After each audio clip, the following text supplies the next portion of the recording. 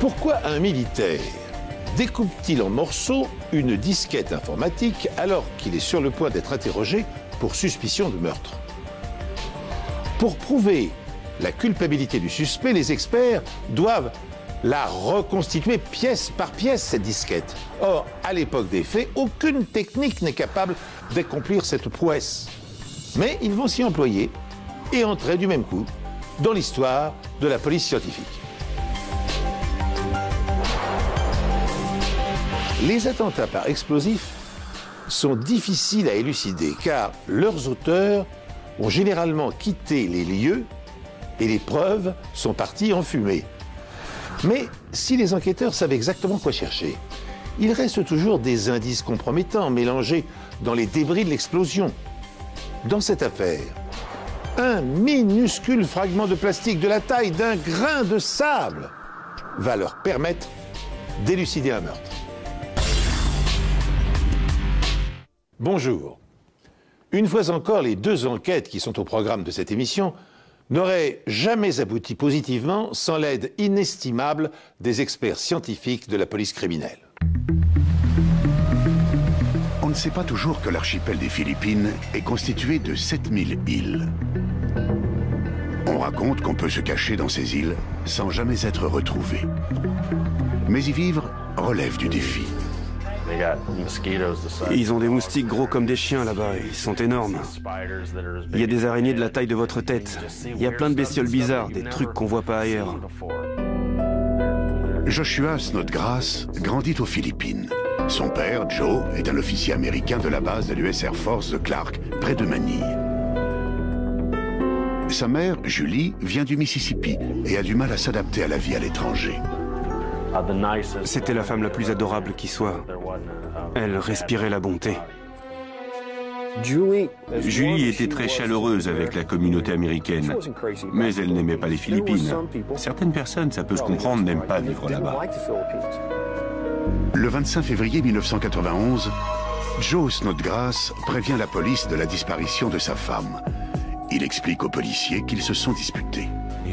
Il nous a dit qu'il pensait qu'elle était sortie pour se calmer. C'était déjà arrivé avant qu'elle parte en claquant la porte. D'après le dossier militaire, Julie quitte la base vers 22h30. Mais cette fois, elle ne revient pas.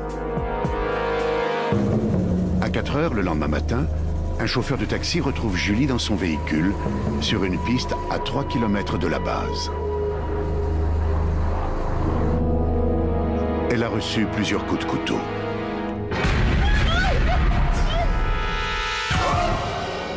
Julie porte encore sa ceinture de sécurité et la portière côté conducteur est entrebâillée. À ce stade de l'enquête, on a pensé qu'elle avait cherché à s'enfuir en vain. Il y a beaucoup de sang dans la voiture, sauf du côté passager. Ça nous a conduit à penser qu'à l'évidence, quelqu'un était assis à côté d'elle et l'avait poignardée, et qu'il ou elle devait être couvert de sang. Une recherche de cheveux et de fibres révèle un possible indice. Tout ce qu'on a trouvé qui ne correspondait pas aux cheveux de Julie, ni à ceux de sa famille, étaient des cheveux foncés, de type philippin. Dans un champ des environs, la police retrouve un couteau pliant couvert du sang de Julie et de fibres de ses vêtements. Malheureusement, on ne retrouve aucune trace d'empreinte. Que faisait ce 4x4 au beau milieu de la nuit sur une piste, dans une zone à accès réservé où aucun militaire ne se serait aventuré? Et encore moins leurs femmes. Vraiment, les gens se sont posés beaucoup de questions. Julie Snodgrass était seulement âgée de 33 ans. Josh se rappelle la réaction de son père quand il a appris la nouvelle. Je me souviens de l'avoir vu trembler et trembler encore. Mon père ne tremblait jamais. On aurait dit qu'il avait la maladie de Parkinson. Il tremblait de façon incontrôlée. Joe Snodgrass n'a pas quitté la base durant la nuit du meurtre. Il n'est donc pas soupçonné. Mais qui, en dehors de lui, souhaitait la mort de sa femme? Âgée de 33 ans et mère d'un enfant, Julie était apprécié du personnel militaire et personne ne lui connaissait d'ennemi. C'est pourquoi l'annonce de sa disparition tragique bouleverse son entourage et intrigue les enquêteurs. Je me souviens m'être dit que ça devait être un crime passionnel. Quelqu'un voulait sa mort et voulait qu'elle meure dans d'atroces souffrances. Son corps est rapatrié dans le Mississippi pour l'enterrement. Les funérailles étaient éprouvantes, les veillées aussi, vous savez. Évidemment, le cercueil était fermé. J'aurais aimé qu'il ne le soit pas parce que je voulais voir ma mère. J'en avais envie, mais bon, elle était morte. J'ai jamais pu la revoir. Pour trouver des suspects, les enquêteurs n'ont pas à chercher bien loin. Beaucoup de Philippins sont opposés à la présence de l'armée américaine. Le portefeuille et des objets de valeur ont disparu de la voiture de Julie. Alors, le vol peut aussi constituer un mobile possible. Le taux de chômage dans la communauté philippine était de 60%. Quand un Philippin avait un travail à la base ou ailleurs, il devait faire vivre entre 10 et 15 personnes qui étaient sans emploi. Mais les enquêteurs s'intéressent davantage aux rumeurs qui circulent sur les problèmes du couple Snodgrass. Sa femme et lui avaient été séparés et s'étaient remis ensemble. Ils avaient divorcé et s'étaient remariés. Leur relation était houleuse. Alors que la nouvelle du meurtre de Julie se répand, des informateurs locaux préviennent les enquêteurs qu'ils devraient interroger la femme de ménage philippine. Elle s'appelait Lucy. Elle était très jolie, très jeune, bien plus que Joe. Je pense qu'elle devait avoir la petite vingtaine. J'ai eu l'impression qu'il était de notoriété publique qu'entre Joe et elle, il y avait plus qu'une relation employeur-employé. Lucy travaille chez les Snodgrass depuis plus d'1 an. Elle fait presque partie de la famille, mais son comportement provoque quelques froncements de sourcils. Elle aurait aimé être ma mère. D'une certaine façon, c'est ce que j'ai toujours ressenti. Elle me disait « Je suis ta mère ». Moi, je lui répondais « Non, t'es pas ma mère ». Elle me répondait « Je le serai ». Et je lui disais « Non, tu seras pas ma mère et tu le seras jamais. J'ai déjà une mère ». Ce genre de truc, et on se disputait là-dessus. Pendant son interrogatoire, Lucy dit ne rien savoir sur le meurtre et ni avoir une liaison avec le mari de Julie.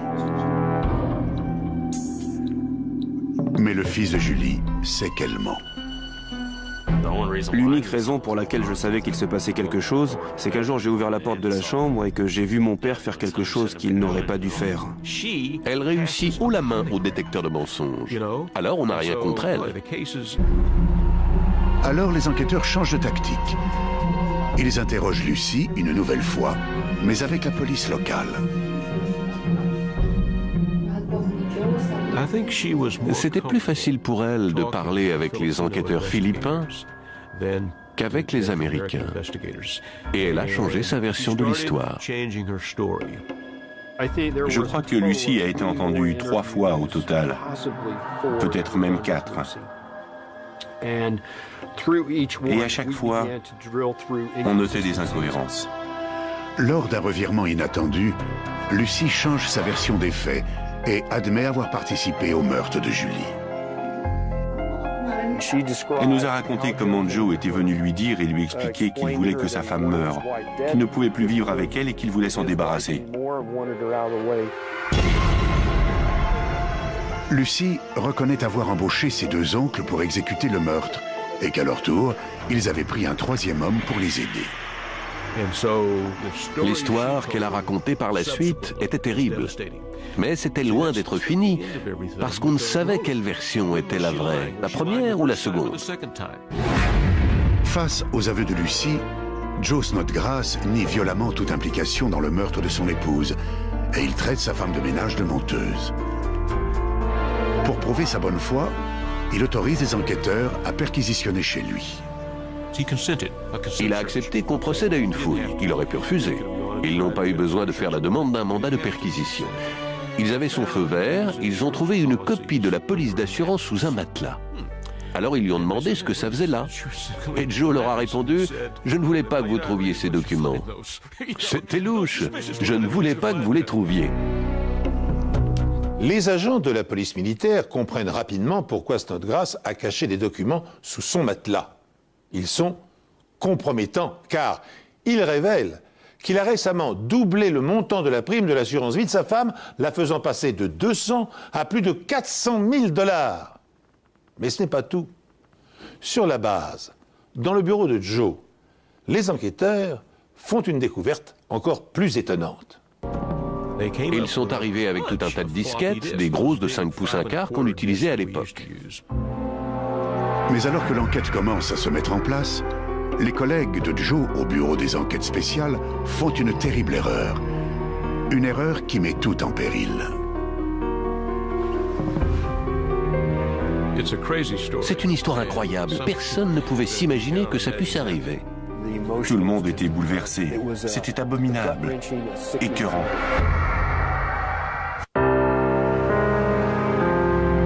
Les enquêteurs retrouvent 2 disquettes sur le bureau de Joe Snodgrass, dont ils pensent qu'elles renferment peut-être des preuves de sa complicité dans le meurtre de sa femme. Mais avant de contrôler les disquettes, les enquêteurs veulent s'assurer qu'elles appartiennent bien à Joe Snodgrass et pas à quelqu'un d'autre. Alors, ils convoquent Joe dans la salle d'interrogatoire pour qu'il les identifie. Le sergent Snodgrass était coopératif. Je veux dire, c'était un militaire. Alors forcément, il essayait de coopérer et d'apporter son aide pour qu'on le raye de la liste des suspects. Alors que Snodgrass examine les disquettes, les enquêteurs sont distraits un instant et il en profite pour sortir une paire de ciseaux et les découper. Ils se sont jetés sur lui pour lui enlever les ciseaux des mains. Mais il y avait déjà des morceaux de disquettes par terre. C'est le genre d'événement qui soulève pas mal de questions. La première, c'est comment est-il possible que cet homme ait pu introduire des ciseaux dans la salle d'interrogatoire?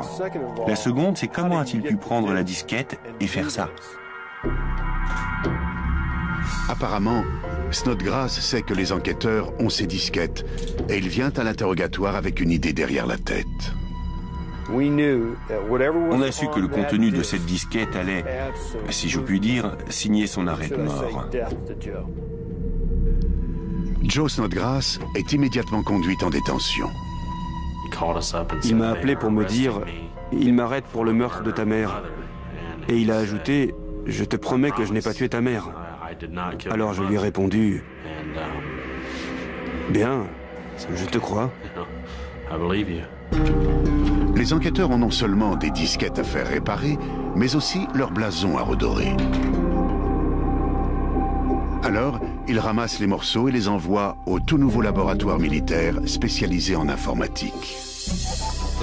Ils m'ont dit, vous n'allez jamais nous croire, mais on interrogeait un type et il a saisi une paire de ciseaux dans une boîte et il s'est mis à découper les disquettes. On vous les envoie par la poste. Je leur ai dit, d'accord, mais je ne suis pas un magicien. Je suis un expert en criminalité informatique. Qu'attendez-vous de moi? À leur grand désespoir, ils ne trouvent absolument personne qui puisse reconstituer une disquette découpée. On a appelé toutes les personnes qu'on connaissait, tous nos contacts au niveau fédéral, et on a fini par se tourner vers le secteur privé en pensant qu'ils auraient peut-être des techniques spéciales, mais rien n'a marché. Une agence fédérale propose ses services, mais prévient que cela peut lui prendre des mois, voire une année, pour trouver une solution. L'opération coûterait environ $1 million et sans aucune garantie. Tout le monde avait laissé tomber. J'étais sur la route et je venais de récupérer les disquettes qu'on avait envoyées dans le labo qui avait échoué. Et Ed Cutchins, mon adjoint, me dit « Je peux essayer ?» Tous les autres ont tenté le coup. Je lui ai demandé ce qu'il comptait faire et il me répond « Je vais scotcher les morceaux ensemble. » Je lui ai dit « Ça marchera jamais. » L'idée lui vient des pense-bêtes adhésifs. Le papier, collant à l'arrière, est suffisamment solide pour maintenir ensemble des éléments, mais il est aussi repositionnable et ne laisse pas de traces. Tout d'abord, les techniciens utilisent la chaleur pour lisser les parties froissées. Malheureusement, tous les morceaux ne peuvent être réparés de façon satisfaisante. Du coup, il leur faut remplacer les morceaux endommagés pour recréer une disquette entière. Alors on a fini par prendre un morceau de la disquette originale et on l'a superposé sur une autre disquette pour ensuite découper sur la deuxième les segments qui manquaient sur l'original. Ensuite, on a retiré ce segment de la nouvelle disquette pour le remplacer par celui de l'original, puis on a scotché les éléments ensemble par l'arrière, et comme ça, on a obtenu une disquette complète. Pour maintenir ensemble les éléments de la disquette, les spécialistes utilisent de l'adhésif transparent, similaire à celui qui en colle l'une des faces des pense-bêtes. Placé à l'arrière de la disquette, l'adhésif n'empêche pas de lire les données sur l'autre face. Afin de réaliser un essai, un technicien place une disquette test dans un lecteur et allume l'ordinateur. Mais le résultat s'avère aussitôt désastreux. On a fini par retrouver la tête de lecture à l'autre bout de notre bureau. Lors d'un des tests, elle s'est cassée et s'est fait éjecter à l'autre bout de la pièce. Le problème, c'est que l'adhésif est trop épais. Il leur faut trouver un adhésif plus fin, mais qui possède les mêmes propriétés. Leurs recherches les ont conduits à trouver le modèle adéquat.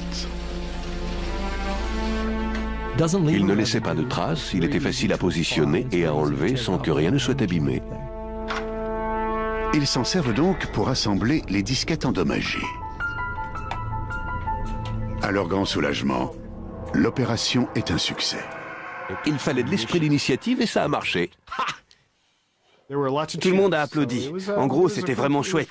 C'était gratifiant. On avait fini par développer une technique qui fonctionnait et on pouvait accéder aux données. J'ai dit à Jim, je t'adore, t'es génial, j'arrive pas à y croire. Mais il fallait quand même que je lui demande, c'est pas une blague, hein? Ce qui devait coûter près d'1 million de dollars n'allait finalement coûter que 131. Et en comptant les $50 du premier lecteur de disquette qu'on avait détruit. Mais ces disquettes renferment-elles des informations qui lient le sergent Joe Snodgrass au meurtre de son épouse?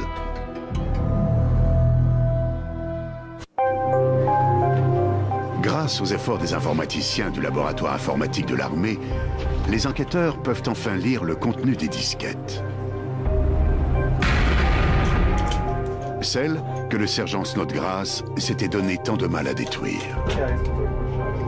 Sur l'une d'elles, on peut lire une lettre que Joe avait adressée à sa femme de ménage Lucy, lui demandant d'engager des tueurs à gages pour assassiner sa femme.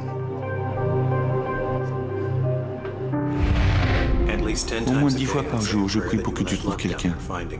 J'ai parlé à Josh et Jamie, et eux aussi, ils commencent à en avoir marre d'elle. On est allé au train fantôme hier soir, mais c'était pas pareil sans toi. S'il te plaît, aide-moi et reviens vite.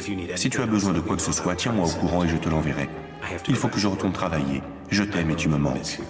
Joe. C'est la preuve que Joe Snodgrass était impliqué dans le meurtre de sa femme. Je crois que la disquette a servi de catalyseur, dans le sens où cela nous a permis de comprendre les dires de la femme de ménage. Cela corroborait sa version des faits.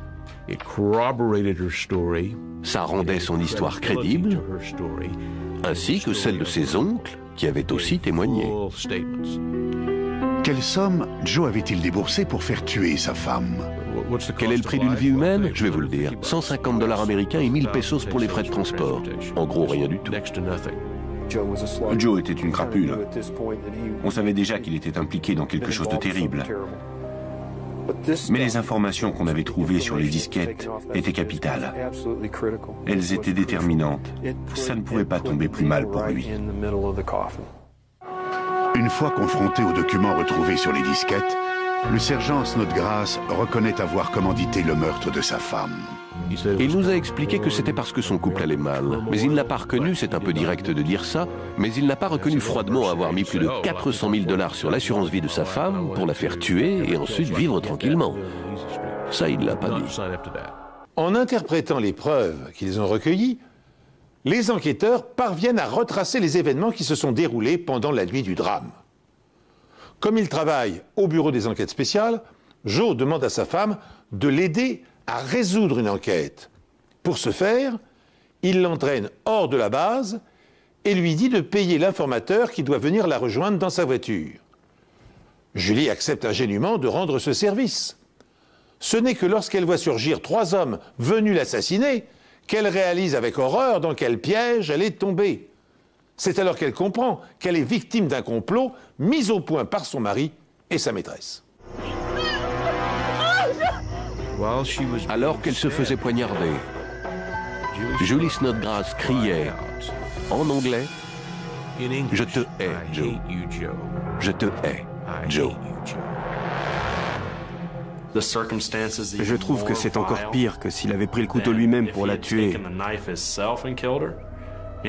Toutes ces manipulations, toute cette organisation. Apparemment, Lucy s'imaginait que Joe allait l'épouser et l'emmener aux États-Unis quand sa période de service serait finie. Ils auraient une vie confortable grâce aux 400 000 $ de l'assurance vie de Julie. La violence. La violence, c'est ce qui arrive quand les gens pètent les plombs, vous savez. Le sergent Joe Snodgrass est condamné à la prison militaire à vie sans possibilité de remise de peine. Lucy est condamnée par un tribunal philippin à seulement 1 an de prison. Ses 2 oncles écopent d'une peine similaire. Le 3e homme impliqué dans le meurtre n'a jamais été retrouvé. C'était la première fois qu'il fallait faire appel à des experts informaticiens dans le cadre d'une enquête criminelle. L'affaire des disquettes a permis à l'informatique de s'imposer comme discipline au sein de la police scientifique. Nos informaticiens ont innové. Ils ont ouvert une nouvelle voie, imposé une nouvelle technique dans le domaine des expertises légales. C'est indéniable. Cette affaire a non seulement bouleversé le monde des expertises légales, mais elle a aussi fait évoluer les protocoles de sécurité dans le monde entier. Depuis, on sait que couper une disquette en 2 ne suffit pas. Grâce à notre technique, on sait que pour 131 $ et avec quelques neurones, on peut récupérer des données. C'est à la portée de n'importe qui. Alors depuis, tout le monde a dû changer sa façon de protéger des informations confidentielles. 131 $. C'est le prix du bricolage réalisé par les experts de la police scientifique pour restaurer la disquette endommagée et découvrir les preuves matérielles permettant de condamner le meurtrier. Rappelons que pour effectuer le même travail sans certitude de réussite, une entreprise privée avait évalué les frais de l'opération à 1 million de $. Et puisque nous parlons chiffres, rappelons aussi que l'assassinat de Julie Snodgrass a coûté à son mari 150 $ ou 1000 pesos philippins, soit la somme approximative de 120 €. Dernier détail sur cette pitoyable affaire. Outre des lettres d'amour destinées à sa maîtresse et le plan de la mise à mort de sa femme, les enquêteurs ont découvert dans les 85% d'éléments sauvés dans la disquette la preuve que Joshua Snodgrass se livrait aussi au marché noir. La seconde histoire commence par une formidable explosion, une détonation extraordinaire qui pulvérise une voiture en stationnement dans laquelle 2 hommes viennent de prendre place.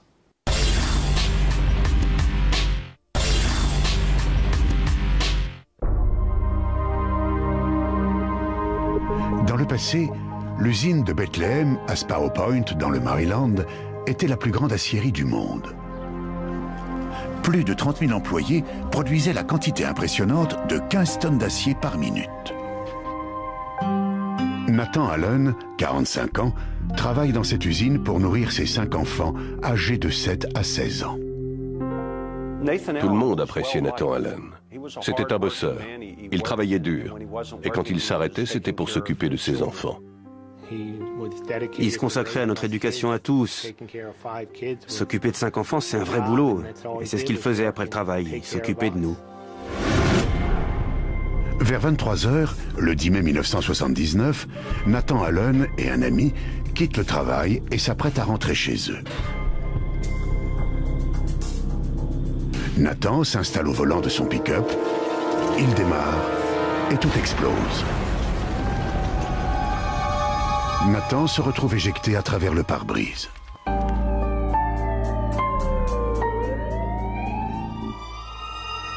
Il n'est pas mort sur le coup.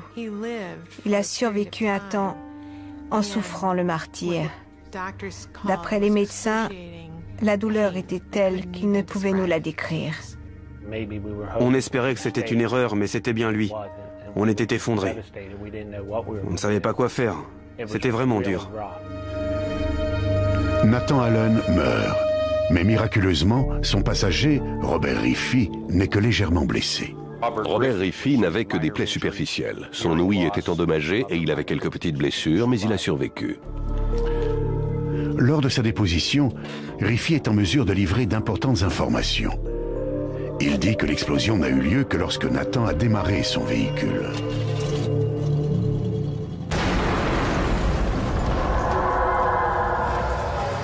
Tout d'abord, les enquêteurs pensent qu'une fuite d'essence est la cause de cette tragédie, mais cette hypothèse est vite écartée.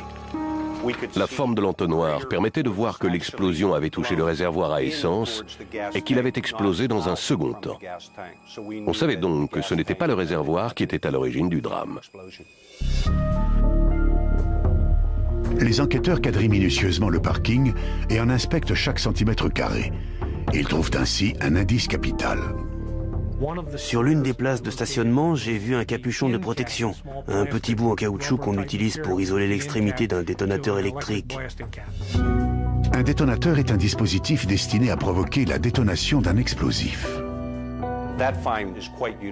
C'était une découverte étonnante. D'habitude, on ne retrouve pas le détonateur, parce qu'il est inséré dans les explosifs et que normalement, il est complètement détruit.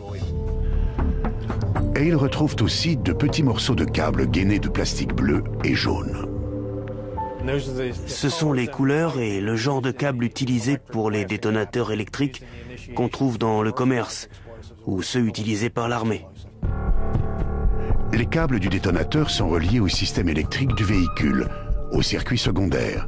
Cela signifie que la bombe peut exploser lorsque le conducteur appuie sur la pédale de frein ou lorsqu'il actionne son clignotant.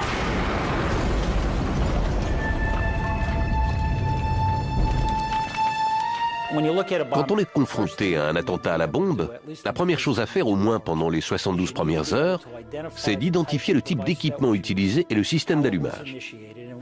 C'est grâce à ça que l'on peut déterminer pendant quelle tranche horaire le dispositif a été mis en place. Le véhicule de Nathan est resté garé sur le parking de l'usine de 15 heures jusqu'au moment de l'explosion qui a eu lieu aux alentours de 23 heures.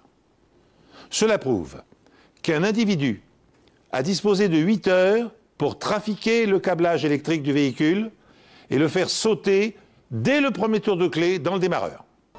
C'était évident. En toute logique, il s'était servi de ses freins pour conduire jusqu'au parking. Donc, le dispositif avait été mis en place après l'arrêt du véhicule.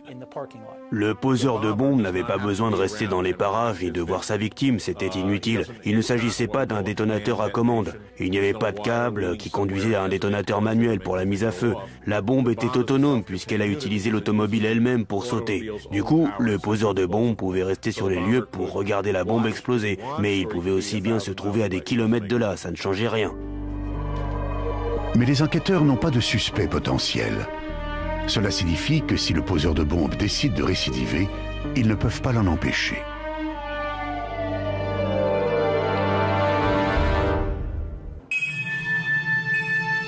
D'après les enquêteurs, l'explosif qui a tué Nathan Allen est de type industriel et couramment utilisé par des experts. Le dispositif était complexe et impliquait que le poseur de bombe connaisse bien le système électrique du véhicule et qu'il sache comment raccorder la bombe au câblage sans se faire sauter au passage. Pour y arriver, il fallait que le coupable ait bien plus que des connaissances de base. Les enquêteurs se demandent alors si des tensions entre les ouvriers de l'aciérie et la direction ont pu conduire à cette tragédie. Personne ne voyait qui aurait voulu tuer Nathan Allen. Les agents se sont alors demandé ce qui aurait pu motiver ce meurtre. L'une des raisons pouvait être que Nathan était un syndicaliste. Dans la plupart des affaires, on explore différentes pistes. Qui a fait le coup?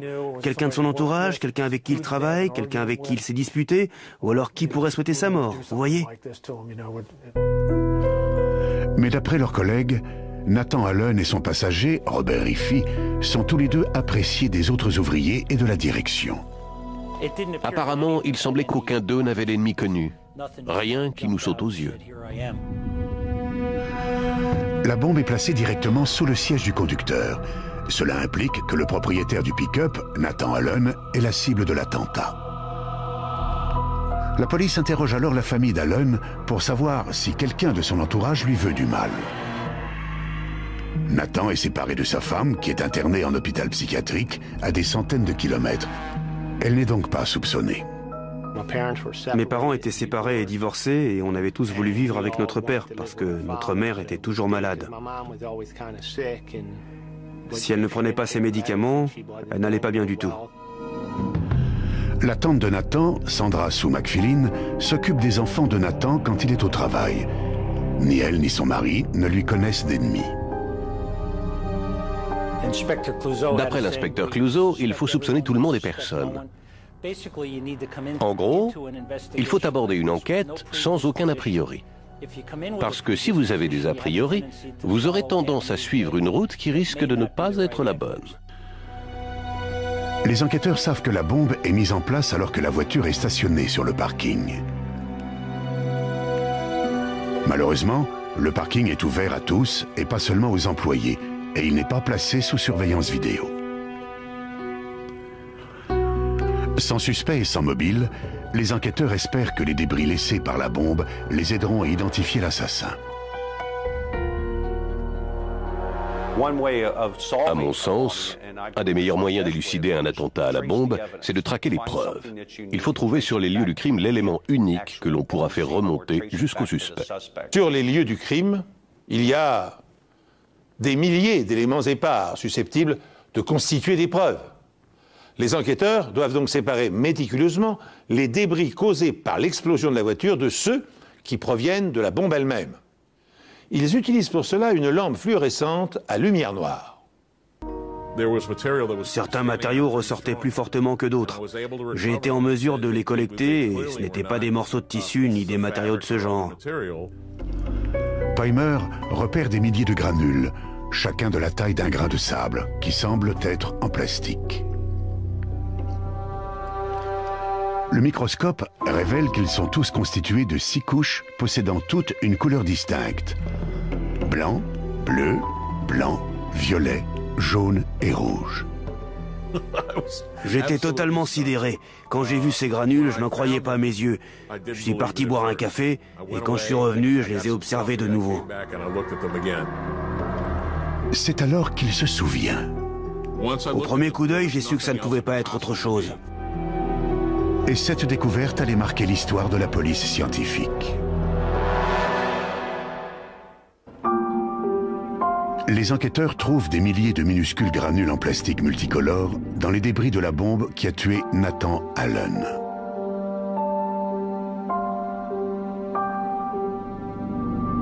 Au départ, ils sont perplexes. Puis, ils se rappellent. Ces fragments sont des marqueurs. Ils ont été ajoutés aux explosifs à titre expérimental à la demande des douanes afin de faciliter leur traçabilité. C'était des puces microscopiques qu'on plaçait dans les explosifs. Elles sont microscopiques, mais elles portent un code couleur. À l'époque, seul 1% des explosifs est équipé de ce système. En plus des couleurs, les puces étaient fluorescentes d'un côté et aimantées de l'autre. Peimer appelle les douanes pour leur communiquer les séquences de couleurs. En échange, on lui donne les numéros de série correspondants. Ça en revient presque à trouver les explosifs intacts avec le numéro de série inscrit dessus et de remonter à la source. Une fois qu'on a ce numéro, on peut regarder dans les archives quel magasin a acheté l'explosif, l'a stocké et qui l'a acheté, l'a volé, ou que sais-je encore. D'après l'ordre des couleurs, le code correspondant est 8DEO2A146. Cela permet d'identifier le fabricant de l'explosif et le nom de la marque sous lequel il est vendu.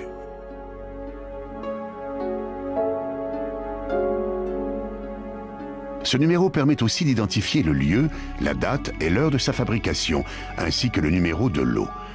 En d'autres mots, les enquêteurs sont capables de retracer le parcours de l'explosif de l'usine où il a été fabriqué jusqu'au magasin où il a été vendu.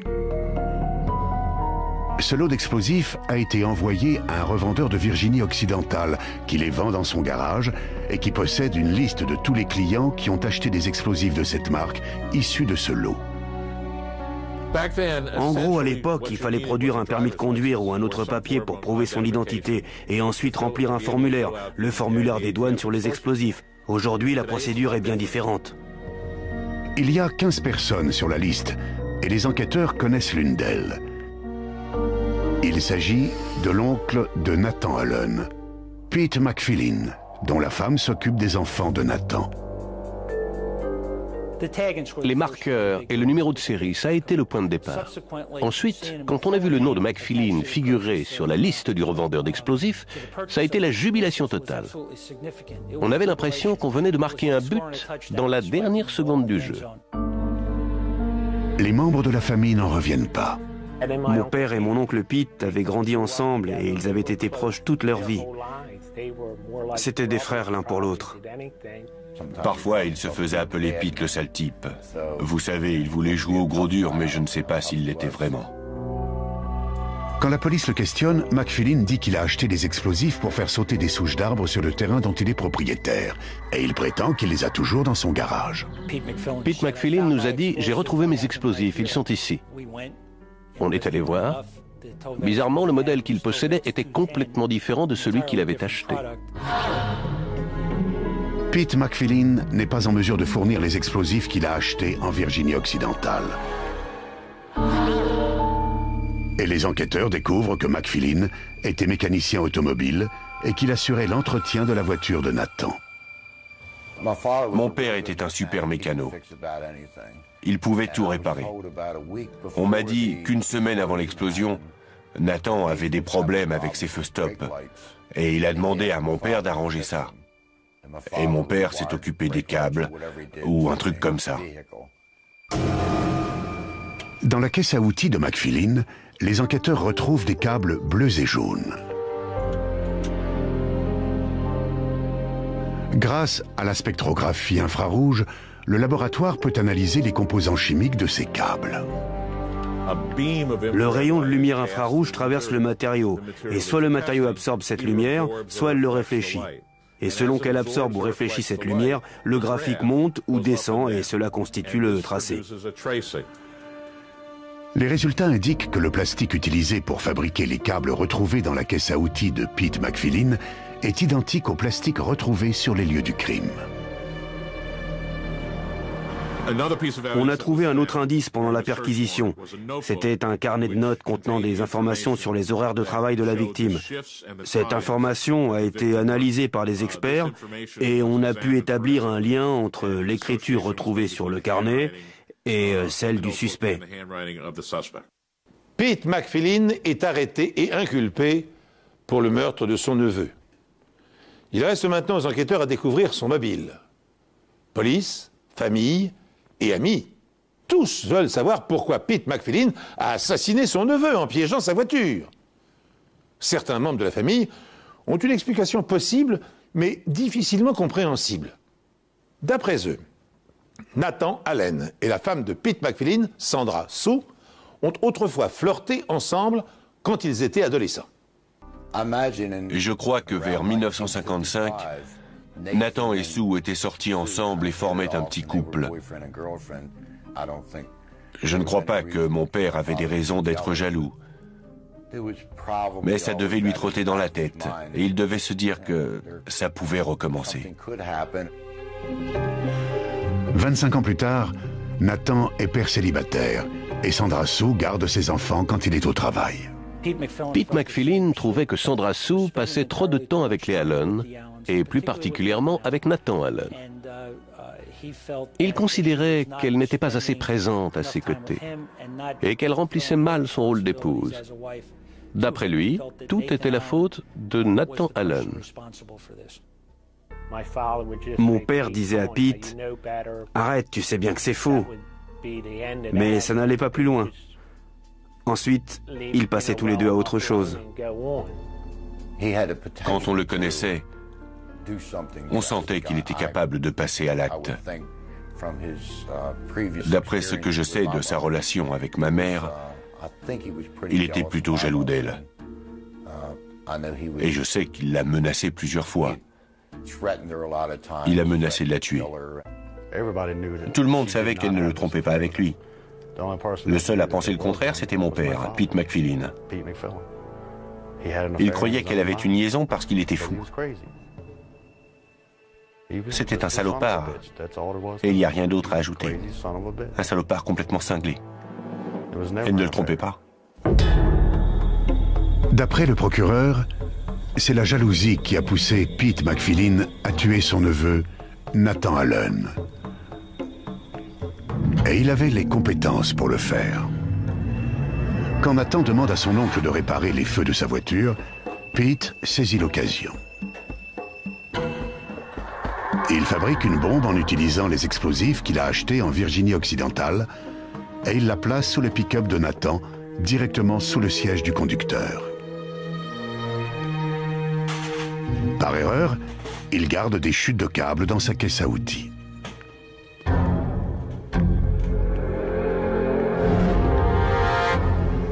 Le jour du meurtre, Pete conduit jusqu'au parking de l'acierie de Bethléem et relie la bombe au circuit secondaire du système électrique de la voiture.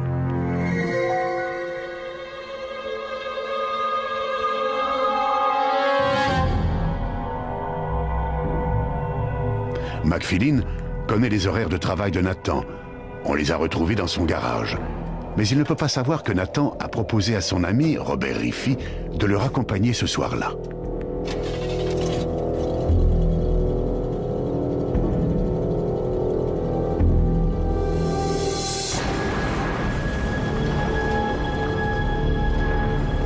La plupart des preuves partent en fumée, à l'exception des marqueurs microscopiques contenus dans les explosifs et qui permettent de remonter jusqu'à Pete McPhilin.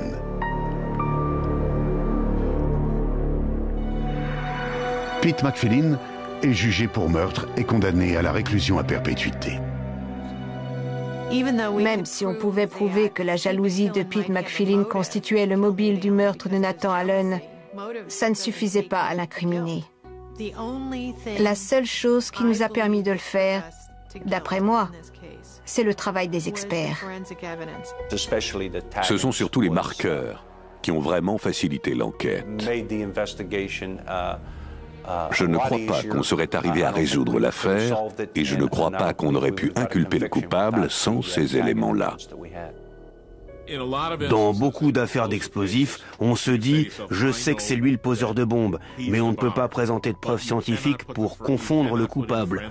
Là, les marqueurs nous ont permis de relier la bombe au suspect. Pete McPhilin est la seule personne aux États-Unis à avoir été condamnée grâce à des marqueurs. Le programme de marquage des explosifs a été abandonné en 1979 pour des raisons économiques et politiques. Le programme de marquage des explosifs aurait dû continuer. Il permettait aux enquêteurs d'obtenir beaucoup d'informations. Cela servait aussi à dissuader les criminels. Le marquage des explosifs a bien des avantages, mais le premier, c'est qu'il permet d'élucider des affaires. Aujourd'hui, la Suisse est le seul pays qui impose le marquage des explosifs. En se rendant dans un magasin pour faire l'acquisition d'un pain d'explosifs industriels, comment le meurtrier aurait-il pu s'imaginer qu'il signait du même coup sa future arrestation? Comment aurait-il pu se douter que des marqueurs microscopiques allaient le dénoncer sans doute mieux que n'aurait pu le faire un groupe de témoins ou une caméra de surveillance? Dans son roman prémonitoire 1984, George Orwell avait imaginé un monde sous haute surveillance dans lequel des technologies sophistiquées allaient mettre la population en esclavage. Il n'avait pas prévu que quelques-unes de ces techniques allaient aussi, dans certains cas, stopper la carrière de dangereux prédateurs. Merci de nous être fidèles. J'aurai le plaisir de vous retrouver bientôt sur cette antenne pour une nouvelle émission des Enquêtes Impossibles.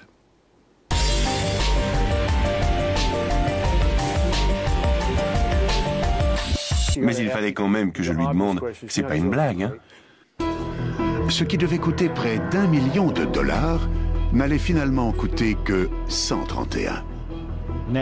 Et en comptant les $50 du premier lecteur de disquette qu'on avait détruit. Mais ces disquettes renferment-elles des informations qui lient le sergent Joe Snodgrass au meurtre de son épouse?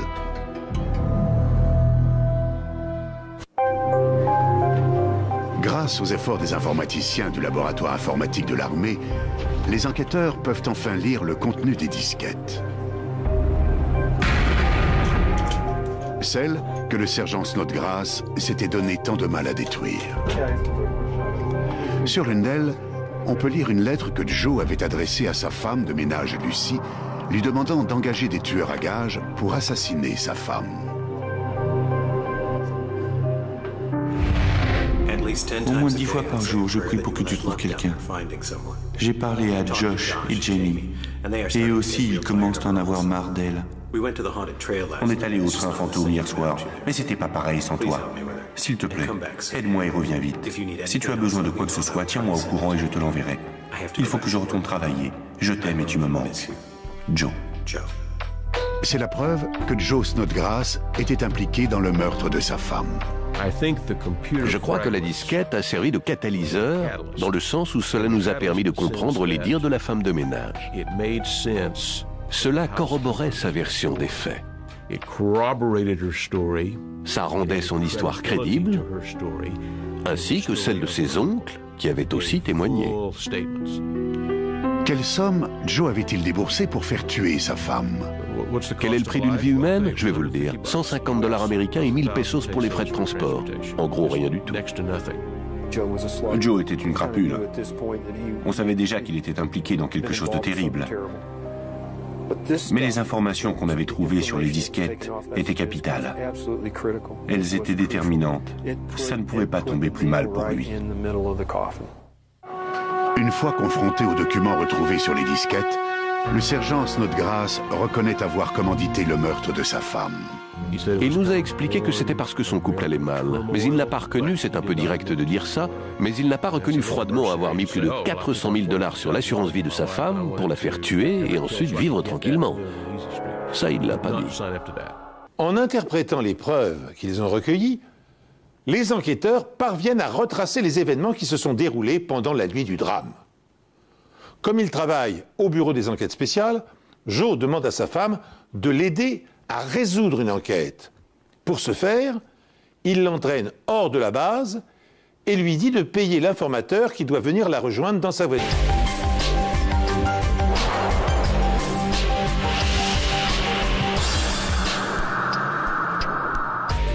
Pourquoi un militaire découpe-t-il en morceaux une disquette informatique alors qu'il est sur le point d'être interrogé pour suspicion de meurtre? Pour prouver la culpabilité du suspect, les experts doivent la reconstituer pièce par pièce, cette disquette. Or, à l'époque des faits, aucune technique n'est capable d'accomplir cette prouesse. Mais ils vont s'y employer et entrer du même coup dans l'histoire de la police scientifique. Les attentats par explosifs sont difficiles à élucider car leurs auteurs ont généralement quitté les lieux et les preuves sont parties en fumée. Mais si les enquêteurs savent exactement quoi chercher, il reste toujours des indices compromettants mélangés dans les débris de l'explosion. Dans cette affaire, un minuscule fragment de plastique de la taille d'un grain de sable va leur permettre d'élucider un meurtre. Bonjour. Une fois encore, les deux enquêtes qui sont au programme de cette émission n'auraient jamais abouti positivement sans l'aide inestimable des experts scientifiques de la police criminelle. On ne sait pas toujours que l'archipel des Philippines est constitué de 7000 îles. On raconte qu'on peut se cacher dans ces îles sans jamais être retrouvé. Mais y vivre relève du défi. Ils ont des moustiques gros comme des chiens là-bas, ils sont énormes. Il y a des araignées de la taille de votre tête. Il y a plein de bestioles bizarres, des trucs qu'on voit pas ailleurs. Joshua Snodgrass grandit aux Philippines. Son père, Joe, est un officier américain de la base de l'US Air Force de Clark, près de Manille. Sa mère, Julie, vient du Mississippi et a du mal à s'adapter à la vie à l'étranger. C'était la femme la plus adorable qui soit. Elle respirait la bonté. Julie était très chaleureuse avec la communauté américaine, mais elle n'aimait pas les Philippines. Certaines personnes, ça peut se comprendre, n'aiment pas vivre là-bas. Le 25 février 1991, Joe Snodgrass prévient la police de la disparition de sa femme. Il explique aux policiers qu'ils se sont disputés. Il nous a dit qu'il pensait qu'elle était sortie pour se calmer. C'était déjà arrivé avant qu'elle parte en claquant la porte. D'après le dossier militaire, Julie quitte la base vers 22h30. Mais cette fois, elle ne revient pas. À 4h le lendemain matin, un chauffeur de taxi retrouve Julie dans son véhicule, sur une piste à 3 km de... Ma mère. Elle me répondait, je le serai. Et je lui disais, non, tu seras pas ma mère et tu le seras jamais. J'ai déjà une mère. Ce genre de truc, et on se disputait là-dessus. Pendant son interrogatoire, Lucy dit ne rien savoir sur le meurtre et ni avoir une liaison avec le mari de Julie. Mais le fils de Julie sait qu'elle ment. L'unique raison pour laquelle je savais qu'il se passait quelque chose, c'est qu'un jour j'ai ouvert la porte de la chambre et que j'ai vu mon père faire quelque chose qu'il n'aurait pas dû faire. Elle réussit haut la main au détecteur de mensonges. Alors on n'a rien contre elle. Alors les enquêteurs changent de tactique. Ils interrogent Lucy une nouvelle fois, mais avec la police locale. C'était plus facile pour elle de parler avec les enquêteurs philippins qu'avec les Américains. Et elle a changé sa version de l'histoire. Je crois que Lucy a été entendue 3 fois au total, peut-être même 4. Et à chaque fois, on notait des incohérences. Lors d'un revirement inattendu, Lucy change sa version des faits et admet avoir participé au meurtre de Julie. Elle nous a raconté comment Joe était venu lui dire et lui expliquer qu'il voulait que sa femme meure, qu'il ne pouvait plus vivre avec elle et qu'il voulait s'en débarrasser.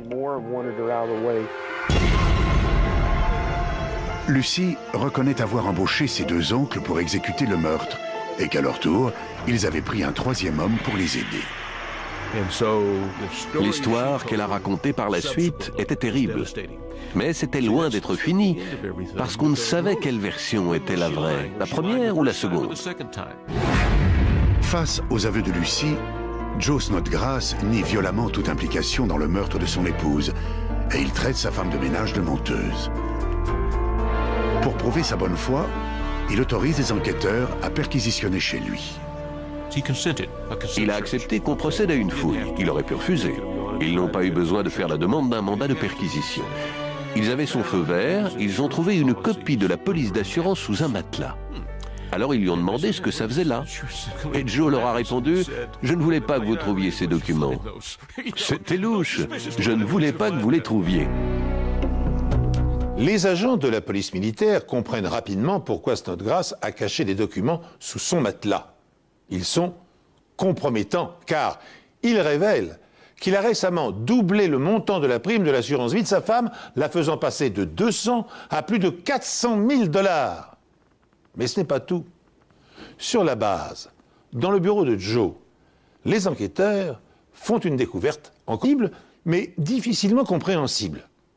D'après eux, Nathan Allen et la femme de Pete McPhilin, Sandra Sue, ont autrefois flirté ensemble quand ils étaient adolescents. Je crois que vers 1955, Nathan et Sue étaient sortis ensemble et formaient un petit couple. Je ne crois pas que mon père avait des raisons d'être jaloux.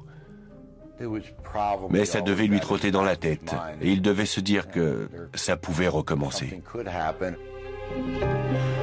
25 ans plus tard, Nathan est père célibataire et Sandra Sue garde ses enfants quand il est au travail. Pete McPhilin trouvait que Sandra Sue passait trop de temps avec les Allen, et plus particulièrement avec Nathan Allen. Il considérait qu'elle n'était pas assez présente à ses côtés, et qu'elle remplissait mal son rôle d'épouse. D'après lui, tout était la faute de Nathan Allen. Mon père disait à Pete, « Arrête, tu sais bien que c'est faux. » Mais ça n'allait pas plus loin. Ensuite, ils passaient tous les deux à autre chose. Quand on le connaissait, On sentait qu'il était capable de passer à l'acte. D'après ce que je sais de sa relation avec ma mère, il était plutôt jaloux d'elle. Et je sais qu'il l'a menacée plusieurs fois. Il a menacé de la tuer. Tout le monde savait qu'elle ne le trompait pas avec lui. Le seul à penser le contraire, c'était mon père, Pete McFillin. Il croyait qu'elle avait une liaison parce qu'il était fou. C'était un salopard. Et il n'y a rien d'autre à ajouter. Un salopard complètement cinglé. Elle ne le trompait pas. D'après le procureur, c'est la jalousie qui a poussé Pete McFillin à tuer son neveu, Nathan Allen. Et il avait les compétences pour le faire. Quand Nathan demande à son oncle de réparer les feux de sa voiture, Pete saisit l'occasion. Il fabrique une bombe en utilisant les explosifs qu'il a achetés en Virginie occidentale et il la place sous le pick-up de Nathan, directement sous le siège du conducteur. Par erreur, il garde des chutes de câbles dans sa caisse à outils.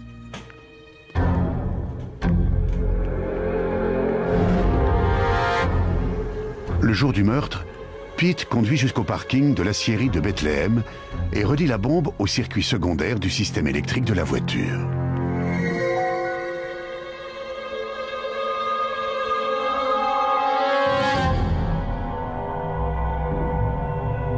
McFillin connaît les horaires de travail, provoque quelques froncements de sourcils. Elle aurait aimé être ma mère. D'une certaine façon, c'est ce que j'ai toujours ressenti. Elle me disait, je suis ta mère. Moi, je lui répondais, non, t'es pas ma mère. Elle me répondait, je le serai. Et je lui disais, non, tu seras pas ma mère et tu le seras jamais. J'ai déjà une mère. Ce genre de truc, et on se disputait là-dessus. Pendant son interrogatoire, Lucy dit ne rien savoir sur le meurtre et ni avoir une liaison avec le mari de Julie. Mais le fils de Julie sait qu'elle ment. L'unique raison pour laquelle je savais qu'il se passait quelque chose, c'est qu'un jour j'ai ouvert la porte de la chambre et que j'ai vu mon père faire quelque chose qu'il n'aurait pas dû faire. Elle réussit haut la main au détecteur de mensonges. Alors on n'a rien contre elle. Alors les enquêteurs changent de tactique. Ils interrogent Lucy une nouvelle fois, mais avec la police locale. C'était plus facile pour elle de parler avec les enquêteurs philippins qu'avec les Américains. Et elle a changé sa version de l'histoire. Je crois que Lucy a été entendue 3 fois au total, peut-être même 4. Et à chaque fois, on notait des incohérences.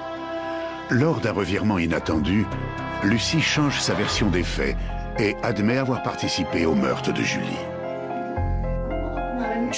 Elle nous a raconté comment Joe était venu lui dire et lui expliquer qu'il voulait que sa femme meure, qu'il ne pouvait plus vivre avec elle et qu'il voulait s'en débarrasser.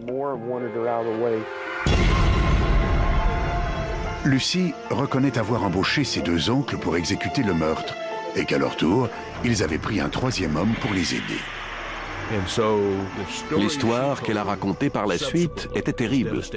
Mais c'était loin d'être fini, parce qu'on ne savait quelle version était la vraie, la première ou la seconde. Face aux aveux de Lucy, Joe Snodgrass nie violemment toute implication dans le meurtre de son épouse et il traite sa femme de ménage de menteuse. Pour prouver sa bonne foi, il autorise les enquêteurs à perquisitionner chez lui. Il a accepté qu'on procède à une fouille. Il aurait pu refuser. Ils n'ont pas eu besoin de faire la demande d'un mandat de perquisition. Ils avaient son feu vert, ils ont trouvé une copie de la police d'assurance sous un matelas. Alors ils lui ont demandé ce que ça faisait là. Et Joe leur a répondu, « Je ne voulais pas que vous trouviez ces documents. » C'était louche. Je ne voulais pas que vous les trouviez. Les agents de la police militaire comprennent rapidement pourquoi Snodgrass a caché des documents sous son matelas. Ils sont compromettants, car ils révèlent qu'il a récemment doublé le montant de la prime de l'assurance vie de sa femme, la faisant passer de petits morceaux de câbles gainés de plastique bleu et jaune. Ce sont les couleurs et le genre de câbles utilisés pour les détonateurs électriques qu'on trouve dans le commerce, ou ceux utilisés par l'armée. Les câbles du détonateur sont reliés au système électrique du véhicule, au circuit secondaire. Cela signifie que la bombe peut exploser lorsque le conducteur appuie sur la pédale de frein ou lorsqu'il actionne son clignotant.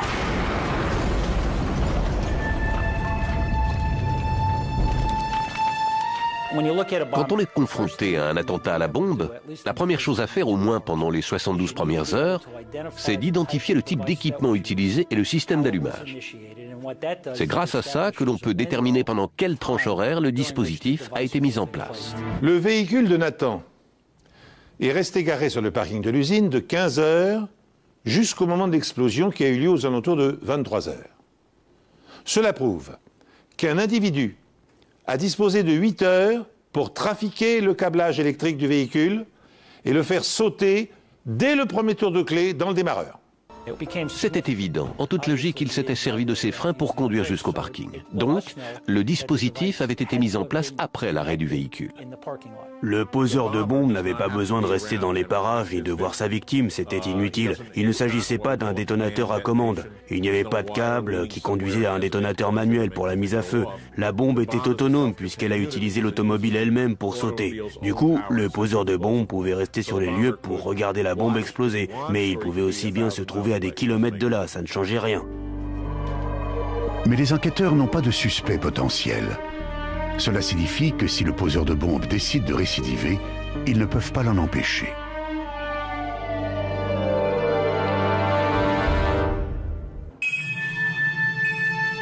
D'après les enquêteurs, l'explosif qui a tué Nathan Allen est de type industriel et couramment utilisé par des experts. Le dispositif était complexe et impliquait que le poseur de bombe connaisse bien le système électrique du véhicule et qu'il sache comment raccorder la bombe au câblage sans se faire sauter au passage. Pour y arriver, il fallait que le coupable ait bien plus que des connaissances de base. Les enquêteurs se demandent alors si des tensions entre les ouvriers de l'aciérie et la direction ont pu conduire à cette tragédie. Personne ne voyait qui aurait voulu tuer Nathan Allen. Les agents se sont alors demandé ce qui aurait pu motiver ce meurtre. L'une des raisons pouvait être que Nathan était un syndicaliste. Dans la plupart des affaires, on explore différentes pistes. Qui a fait le coup? Quelqu'un de son entourage? Et de la direction. Apparemment, il semblait qu'aucun d'eux n'avait d'ennemi connu. Rien qui nous saute aux yeux. La bombe est placée directement sous le siège du conducteur. Cela implique que le propriétaire du pick-up, Nathan Allen, est la cible de l'attentat. La police interroge alors la famille d'Allen pour savoir si quelqu'un de son entourage lui veut du mal. Nathan est séparé de sa femme, qui est internée en hôpital psychiatrique à des centaines de kilomètres. Elle n'est donc pas soupçonnée. Mes parents étaient séparés et divorcés et on avait tous voulu vivre avec notre père parce que notre mère était toujours malade. Si elle ne prenait pas ses médicaments, elle n'allait pas bien du tout. La tante de Nathan, Sandra Sue McFillin, s'occupe des enfants de Nathan quand il est au travail. Ni elle ni son mari ne lui connaissent d'ennemis. D'après l'inspecteur Clouseau, il faut soupçonner tout le monde et personne. En gros, il faut aborder une enquête sans aucun a priori. Parce que si vous avez des a priori, vous aurez tendance à suivre une route qui risque de ne pas être la bonne. Les enquêteurs savent que la bombe est mise en place alors que la voiture est stationnée sur le parking. Malheureusement, le parking est ouvert à tous et pas seulement aux employés, et il n'est pas placé sous surveillance vidéo. Sans suspect et sans mobile, les enquêteurs espèrent que les débris laissés par la bombe les aideront à identifier l'assassin. À mon sens, un des meilleurs moyens d'élucider un attentat à la bombe, c'est de traquer les preuves. Il faut trouver sur les lieux du crime l'élément unique que l'on pourra faire remonter jusqu'au suspect. Sur les lieux du crime, il y a des milliers d'éléments épars susceptibles de constituer des preuves. Les enquêteurs doivent donc séparer méticuleusement les débris causés par l'explosion de la voiture de ceux qui proviennent de la bombe elle-même. Ils utilisent pour cela une lampe fluorescente à lumière noire. Certains matériaux ressortaient plus fortement que d'autres. J'ai été en mesure de les collecter et ce n'étaient pas des morceaux de tissu ni des matériaux de ce genre. Peimer repère des milliers de granules, chacun de la taille d'un grain de sable, qui semblent être en plastique. Le microscope révèle qu'ils sont tous constitués de 6 couches possédant toutes une couleur distincte. Blanc, bleu, blanc, violet, jaune et rouge. J'étais totalement sidéré. Quand j'ai vu ces granules, je n'en croyais pas à mes yeux. Je suis parti boire un café et quand je suis revenu, je les ai observés de nouveau. C'est alors qu'il se souvient.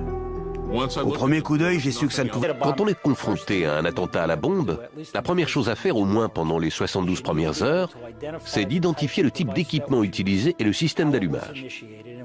C'est grâce à ça que l'on peut déterminer pendant quelle tranche horaire le dispositif a été mis en place. Le véhicule de Nathan est resté garé sur le parking de l'usine de 15 heures jusqu'au moment de l'explosion qui a eu lieu aux alentours de 23 heures.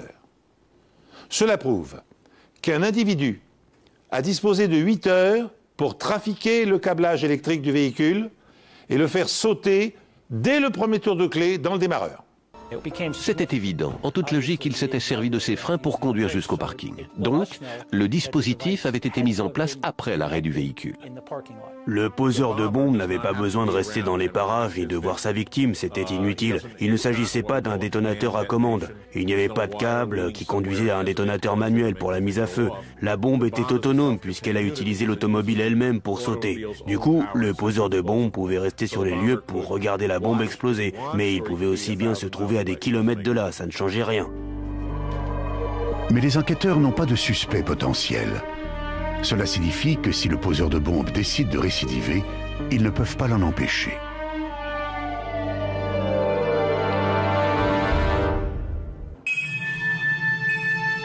D'après les enquêteurs, l'explosif qui a tué Nathan Allen est de type industriel et couramment utilisé par des experts. Le dispositif était complexe et impliquait que le poseur de bombes connaisse bien le système électrique du véhicule et qu'il sache comment raccorder la bombe au câblage sans se faire sauter au passage. Pour y arriver, il fallait que le coupable ait bien plus que des connaissances de base. Les enquêteurs se demandent alors si des tensions entre les ouvriers de l'aciérie et la direction ont pu conduire à cette tragédie. Personne ne voyait qui aurait voulu tuer Nathan Allen. Les agents se sont alors demandé ce qui aurait pu motiver ce meurtre. L'une des raisons pouvait être que Nathan était un syndicaliste. Dans la plupart des affaires, on explore différentes pistes. Qui a fait le coup? Quelqu'un de son entourage, quelqu'un avec qui il travaille, quelqu'un avec qui il s'est disputé, ou alors qui pourrait souhaiter sa mort, vous voyez? Mais d'après leurs collègues, Nathan Allen et son passager, Robert Riffy, sont tous les deux appréciés des autres ouvriers et de la direction. Apparemment, il semblait qu'aucun d'eux n'avait d'ennemi connu. Rien qui nous saute aux yeux. La bombe est placée directement sous le siège du conducteur. Cela implique que le propriétaire du pick-up, Nathan Allen, est la cible de l'attentat. La police interroge si des tensions entre les ouvriers de l'aciérie et la direction ont pu conduire à cette tragédie. Personne ne voyait qui aurait voulu tuer Nathan Allen. Les agents se sont alors demandé ce qui aurait pu motiver ce meurtre. L'une des raisons pouvait être que Nathan était un syndicaliste.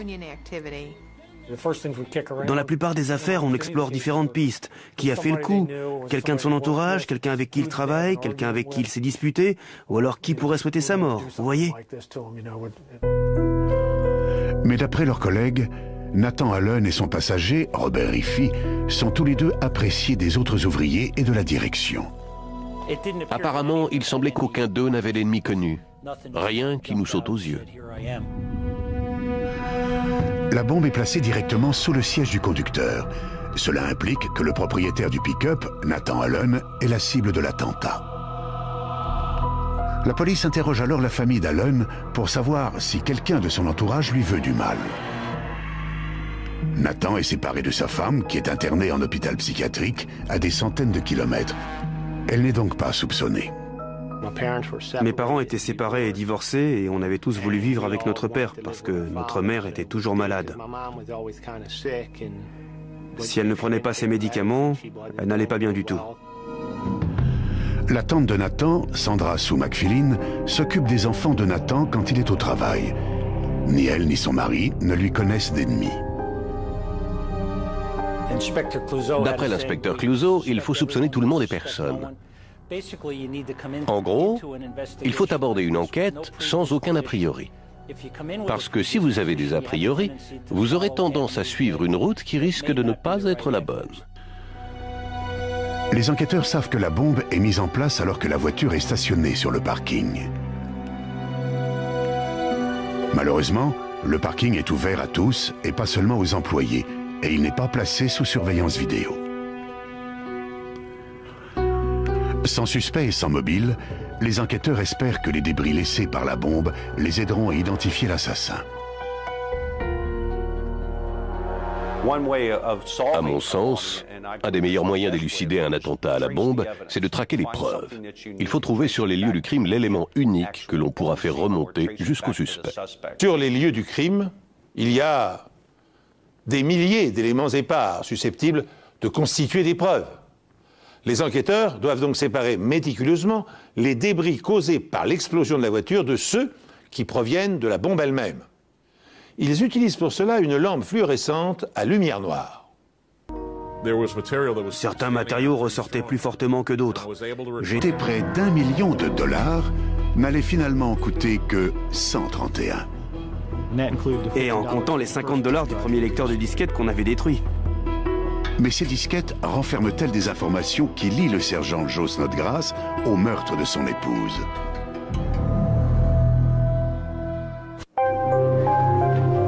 Grâce aux efforts des informaticiens du laboratoire informatique de l'armée, les enquêteurs peuvent enfin lire le contenu des disquettes.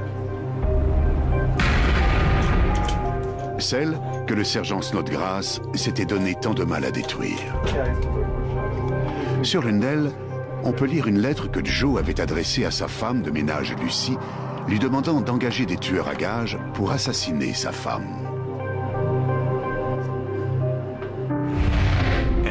Au moins 10 fois par jour, je prie pour que tu trouves quelqu'un. J'ai parlé à Josh et Jamie, et eux aussi, ils commencent à en avoir marre d'elle. On est allé au train fantôme hier soir, mais c'était pas pareil sans toi. S'il te plaît, aide-moi et reviens vite. Si tu as besoin de quoi que ce soit, tiens-moi au courant et je te l'enverrai. Il faut que je retourne travailler. Je t'aime et tu me manques. Joe. C'est la preuve que Joe Snodgrass était impliqué dans le meurtre de sa femme. Je crois que la disquette a servi de catalyseur dans le sens où cela nous a permis de comprendre les dires de la femme de ménage. Cela corroborait sa version des faits. Ça rendait son histoire crédible, ainsi que celle de ses oncles qui avaient aussi témoigné. Quelle somme Joe avait-il déboursé pour faire tuer sa femme? Quel est le prix d'une vie humaine? Je vais vous le dire. $150 américains et 1000 pesos pour les frais de transport. En gros, rien du tout. Joe était une crapule. On savait déjà qu'il était impliqué dans quelque chose de terrible. Mais les informations qu'on avait trouvées sur les disquettes étaient capitales. Elles étaient déterminantes. Ça ne pouvait pas tomber plus mal pour lui. Une fois confronté aux documents retrouvés sur les disquettes, le sergent Snodgrass reconnaît avoir commandité le meurtre de sa femme. Il nous a expliqué que c'était parce que son couple allait mal. Mais il n'a pas reconnu, c'est un peu direct de dire ça, mais il n'a pas reconnu froidement avoir mis plus de $400 000 sur l'assurance vie de sa femme pour la faire tuer et ensuite vivre tranquillement. Ça, il ne l'a pas dit.